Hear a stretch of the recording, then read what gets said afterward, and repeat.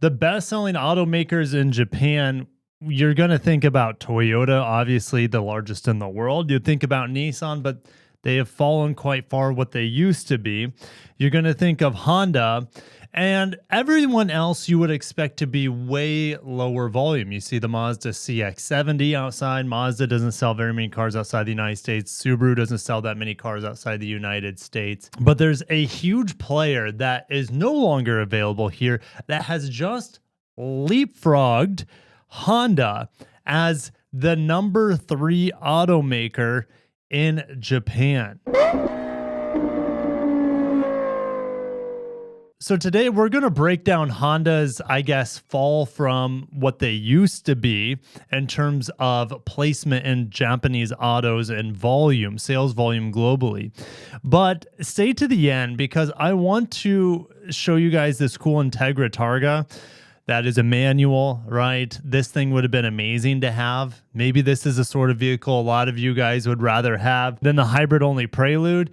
All right. And then, guys, stay locked in on the channel, subscribe, because Best Car, which is the most reliable source of information coming out of Japan, they have a huge end-of-the-year Scoop magazine edition, which is going to focus on the Celica, the GR86, the new Lavorg. Now that the Outback is gone SUV, I hope we get the Lavorg stateside. It's a darn shame that Subaru doesn't bring this beautiful wagon in. We'll talk about Skyline / Infiniti Q50, the Miata, if I didn't mention that. That's all coming down the hatch before the end of the month. All right, so just after Thanksgiving.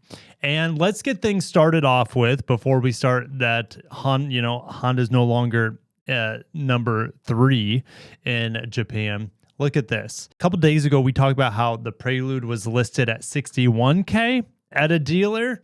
No. Another dealer says, hold my beer. Here's one at almost $64,000. Beautiful markup, almost double MSRP. You gotta love it. And someone out there, this is at Honda Milpitas, somewhere in California, yes. And someone out there is going to pay way over MSRP to get into a Honda Coupe that's worth, I wouldn't say 43K. That's MSRP. I would say it's worth maybe somewhere in the mid 30s to upper 30s. That's just me.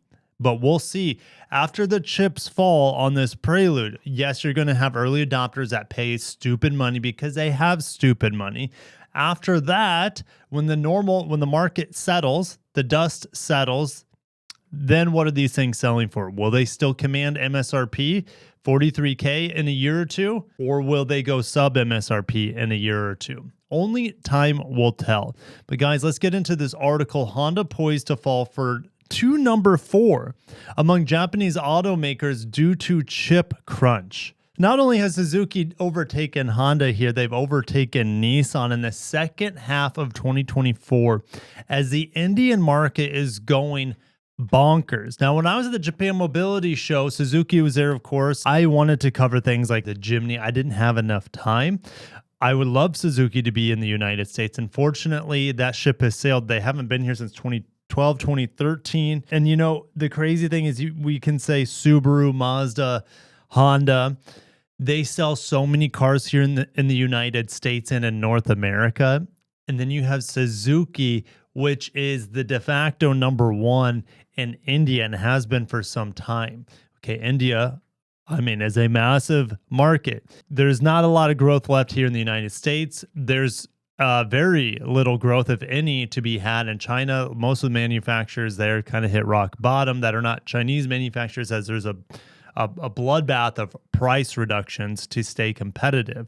So here's Honda sliding from second place among Japanese automakers ranked by global sales volume down to 4th for the second half of the fiscal year through March 2026. And you might be saying, Kirk, those sales aren't in yet, but this is a forecast that Honda will fall by the end of this fiscal year, which ends in March 2026.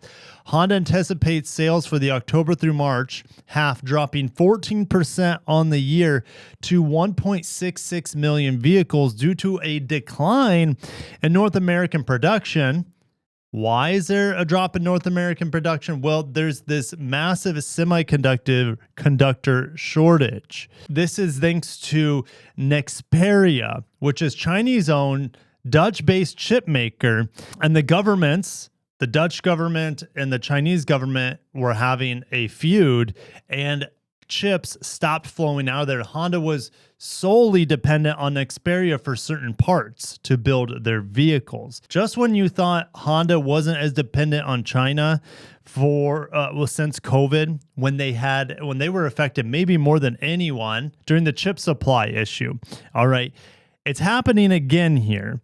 All right, because Honda is too dependent on Nexperia, this Chinese-owned Dutch chip maker, and that's going to cut 110,000 vehicles from production in North America. Honda's plants in the United States, Canada, and in Mexico adjusted production volume October 27th. Mexico was October 28th. Honda resumed Mexican production November 19th. What do they make in Mexico? Well, at least for our market, they make the HR-V and the ADX down there. Now, since production has started back up for Mexico November 19th, they're saying that it has secured a stable supply of chips. And this coming Monday, we'll see production gradually returning to U.S. Canadian production lines. So second half of this fiscal year is looking really dim for Honda due to this chip crunch. But if you looked at the first half of this fiscal year, sales were up 2% in North America. And we'll talk about sales here in a little bit once we finish this article breakdown. All right. You got to keep in mind, Honda's sales are 50% dependent on North America. So when you have a big drop in production for North American market, it's going to affect your global sales massively. And because of the chip shortage, Honda's operating profit outlook has been slashed nearly $1 billion. And full year operating profit expected to decline 55% to 550 billion yen, which is probably somewhere around 4 billion US dollars. So what is Honda going to do about this? Are they still just going to be completely dependent on Nexperia? Well, doesn't want to get burned again, obviously. So they're looking for ways to reduce reliance on this Nexperia company to lessen its risk in the event of another chip shortage. So they're also considering boosting production volume by operating on holidays in North America, and that will help them recover some volume. This chip shortage just didn't affect Honda. They probably are affected the worst by it, but Nissan trimmed production at Japanese factories. You got to keep in mind, this global chip shortage from Nexperia affected cars not only in the United States, but in other markets as well. So what is Suzuki doing? Well, Suzuki is tracking for second place, jumping over Nissan and Honda. And Suzuki, here's the crazy thing about Suzuki. Not only are they not available here in the United States, which is the second largest market globally, they're not even available in China anymore. They pulled out of China and some other markets. And so they're just like, chips are all in on India for Suzuki. But it's not just, all you can eat buffet by Suzuki there. Hyundai, Kia are expanding in India. You have the Indian automakers there like Tata, for example. And the crazy thing is that Suzuki has 40% share of the market and is still growing in India. As a result, Suzuki projects an 8% increase to 1.8 million vehicles for the period October through March. Again, Honda is expecting 1.66 million vehicles for that same time period. So Suzuki is behind Toyota at this point in time. Now, is it going to be short-lived? Once the chip supply issue has run its course, is Honda and Nissan going to then leapfrog Suzuki? Yes, but honestly, Suzuki's the one with the most to gain here. They're still growing in a growing market in India. Now, where Honda's expected to begin to fall is this fiscal year second half, starting October, ending in March. So let's go ahead and look at what happened in October. Can we start seeing Honda reeling a little bit from not having these Nexperia chips in their cars. If we look month to date, they were almost flat, 0.7% up. Year to date, they're up about 3.5 to 4%. If we look at Honda Accord, up 24%, Civic up 8% in the month. Okay, so those cars aren't being affected. If they will, they might still be, but I think most of their large platform vehicles are the ones built in Lincoln, Alabama, and those are the ones most likely affected the most from this chip crunch. Now, keep in mind also, it does affect vehicles built in Canada, which is going to be the Civic and CRV. Okay, but we haven't, like in my area, there's still an oversupply of CRVs, so that's not going to affect sales. So if we look at the Odyssey, down 10%, the Pilot down 17%, the Prologue, I'm not touching that. The Ridgeline down 6.5%. Is that due mainly to the chip supply crunch? It could be, or there could be other things factoring into that as well, like no hybrids on these large platform models, and the V6 hybrid system won't be coming for them until 2029, 2028, something like that. There's also another large platform vehicle that could be heavily affected that's built in Ohio. That is the MDX, which is down 13%. RDX massively down. I wonder if this vehicle is affected by the chip supply, or is the sales down so much due to the lack of refreshments on the RDX. I think what Acura planned to do with the RDX and Honda planned to do was replace it with the ZDX, or not the ZDX, the RSX, the other electric car that they have coming. And the RDX is just kind of like getting really, really antiquated out on the market. It just has one powertrain option. It has no hybrids. It has no Type S. All right, so it's really, really lost its competitive nature since this vehicle launched in the late 2010s, the RDX, or should I say with this generation when it launched. Okay, so we see massive drops, 26% on the year with the RDX, 16% on the year with the MDX. Those could be affected by this chip supply, but not for the entire year. It's for the second half of this year, which started in October. All right, so if we see these numbers accelerating like the RDX, maybe that's because of the chip supply issue, but I'm not quite entirely sold on that idea quite yet. All right, Ridgeline, minus 6.5%. This vehicle is likely going to be canceled. And if they do bring a pickup truck in the lineup, they'll just contract manufacturer Nissan. That makes the most sense to me. Nissan has an amazing body-on-frame pickup truck in the Frontier with a beautiful V6 in it. The Pilot is getting a refresh, and you'll start seeing this refresh land very, very soon here at dealerships. Okay, so they gave it a bigger screen, some other small updates like styling updates, but for the most part, the Pilot is going to soldier on with a double overhead cam V6. I think the Pilot and the Odyssey here are the two most surprising things. Okay, you know, the Pilot's been down all year. It's down 9% on the year, but it doubled to 18% on the month of October. That's probably due to chip supplies. And Odyssey for sure. Odyssey's up 17% on the year, then all of a sudden it's down 10%. 9% on the month. That's a huge red flag there. Same thing with the Ridgeline. I mean, the Ridgeline's up 11% on the year, then all of a sudden it's down minus 7.5%. This is definitely chip supply issues affecting production capacity there in Lincoln, Alabama. Or is there more to this than just the chip supply thing in October? Is there is the demand for Hondas actually lessening right now? I'm going to show you that the demand could actually be lessening for Hondas at the moment. All right, we see this drop in the Odyssey here. Last year, they sold 6,000 units in the month of October, and then this year, not even 5,500. If I look at the Kia Carnival, you look at this big jump. They went up, what, 15, 16, 1,700 units here year over year on the month of October. And the Carnival has sold 57,000 units. And the Odyssey still has it in pure volume, but in terms of what just happened this past month, the Carnival beat out the Odyssey by 1,100 units or so, maybe 1,200 units. Maybe it's just because there's not availability. Well, I'm going to look for availability. There are, at least on where I look, 423 Honda Odysseys within 150 miles of me. What about the Carnival?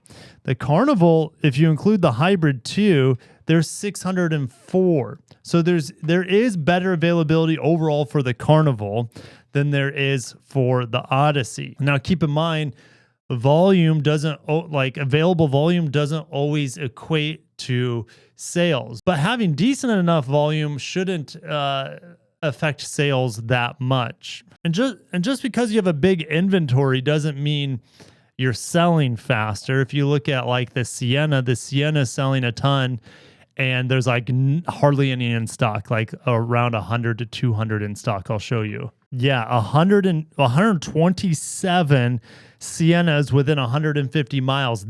Their sales, yes, availability is low on this, but they're all pre-sold essentially.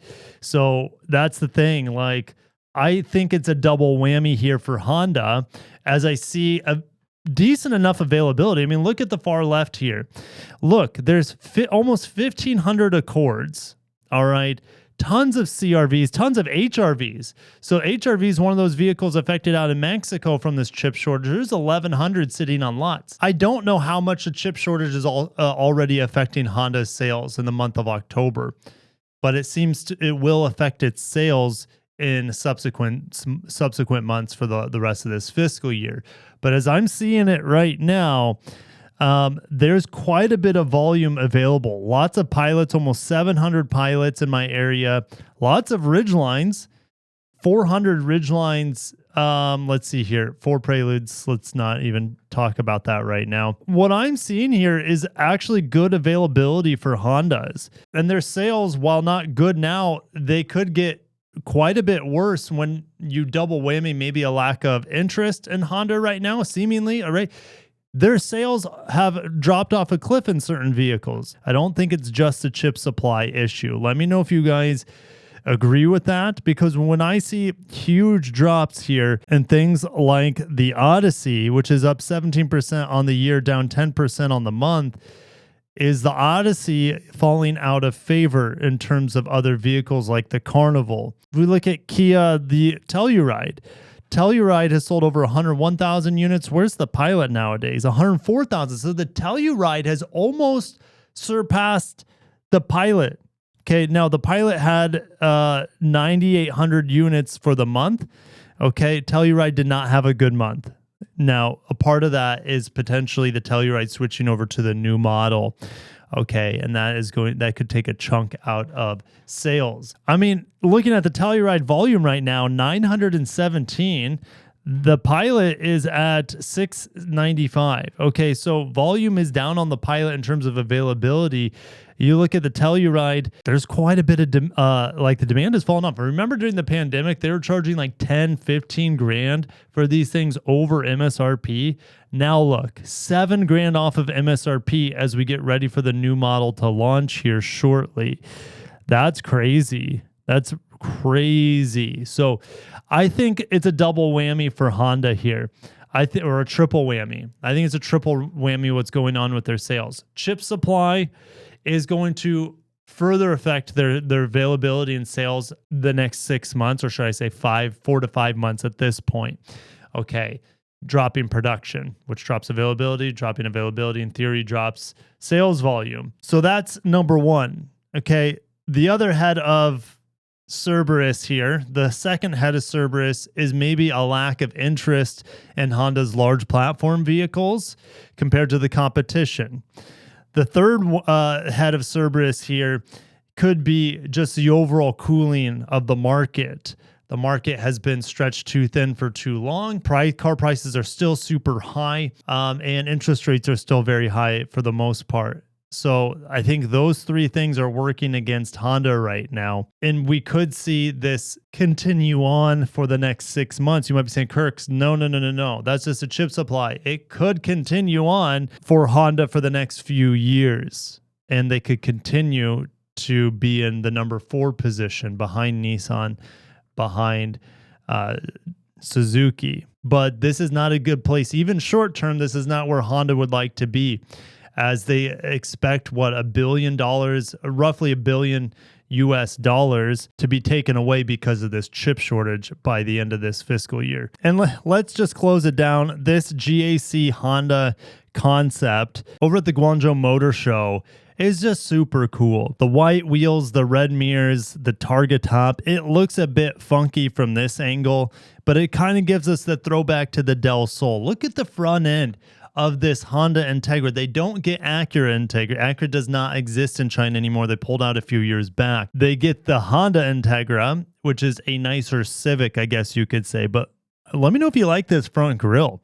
I think it looks pretty good. I like it better than the current Civic front end. The current Integra front end's pretty nice from Acura, but this looks better than the refreshed Civic front end. I wonder if you guys agree. And I want to see you in the comments. Would you rather have this manual transmission Targa Integra? Let's say Honda called it the Del Sol in the United States. Would you rather have this or the new Prelude Hybrid Coupe or 3-door? I think I know the answer for most of you. This thing, I could see this thing, if it were a production car, getting people paying the $50,000, the $60,000 up like markups just for something super unique. The Prelude is unique in that it's a hybrid coupe, but it's not that unique with performance or style where this thing is. All right. So also you guys in the comments, thank you for watching. Stay tuned for more. Let me know if you can if you appreciate on the Moto Compacto down here. Not only did I get some stickers on it, but the girls and I well, there was a nail polish container right over here the other day, but we used nail polish paint to paint the Honda indentations there behind the Moto Compacto. It looks pretty cool. Let's see if I can focus on it for you guys. You can see a little bit better. It looks pretty good, right? At least from a distance. You know, the naked eye, it's not that professionally done, but that doesn't matter because on camera, it just whatever shows up and looks decent on camera is what matters. All right. I think it's really cool. And yeah, the girls got their little paintbrushes out. It was a lot of fun. So stay tuned. I got to do review on the Mazda CX-70 this week. And I think I'm also getting a Wagoneer S electric car. I haven't driven that one before. I'm excited to see what it's all about. And I've heard mixed things about that really expensive electric Wagoneer S. So I'll give you guys updates on that. Stay tuned for more news and car reviews here on the channel. And yeah, it should be soon where I'll be able to share more about Nissan's plans. As I can't say any more than that. Okay, I'll be going on a trip soon for Nissan, and I'll be able to give you an update on what their future is tracking like. And if you missed my interview with Nissan CEO Ivan Espinosa, make sure to check that out when I was at the Japan Mobility Show. Again, thank you for watching. I'll catch you in the next one, and have a great day. Peace.